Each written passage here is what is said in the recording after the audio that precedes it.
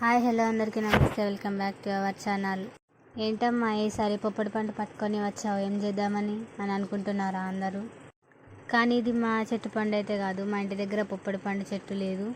మా ఇంటి పక్కన ఆంటీ వాళ్ళ చెట్టుకైతే ఉంది. పొద్దున నేను అటు సైడ్ వెళ్ళినప్పుడైతే నేను ఆ పండునైతే చూసిన. ఎర్రగానైతే మంచిగా మక్కింది.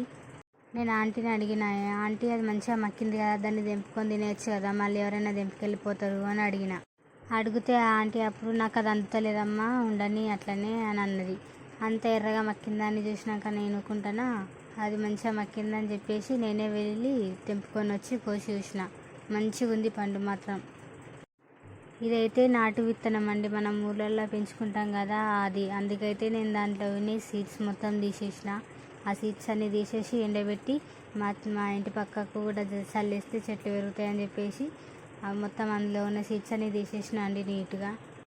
వాళ్ళ చెట్టు పండు తెచ్చుకొని నేను ఒక్క అనువే తింటున్నావు అని అనుకోకండి. నేను ఒకటే పీస్ తీసుకున్నాను అందులో నుంచి. నాకు ఆ పొప్పడి పండు ఎక్కువ తినబుద్ధి కాదు. అందుకే ఒకటే పీస్ నేను తినేసి మిగతా సగం అంతా ఆంటీకి ఇచ్చేసిన. ఆ ఒక్క పీస్ కూడా ఎందుకు తిన్నామని అనుకుంటారో ఏమో, కానీ వాళ్ళ చెట్టు పండు మాత్రం టేస్ట్ మాత్రం చాలా తీయగా చాలా మంచిగా ఉంటుంది. అందుకే తెంపుకొచ్చుకొని ఒక పీస్ అయితే కట్ చేసుకొని అయితే తిన్నా. చాలా సూపర్ అంటే సూపర్ ఉన్నది. మీకు ఇంకా ఇలాంటి మంచి మంచి వీడియోస్ కావాలి అంటే నాకు కామెంట్ చేయండి. అలాగే లైక్ చేయండి, షేర్ చేయండి, మన ఛానల్ని సబ్స్క్రైబ్ చేసుకోండి.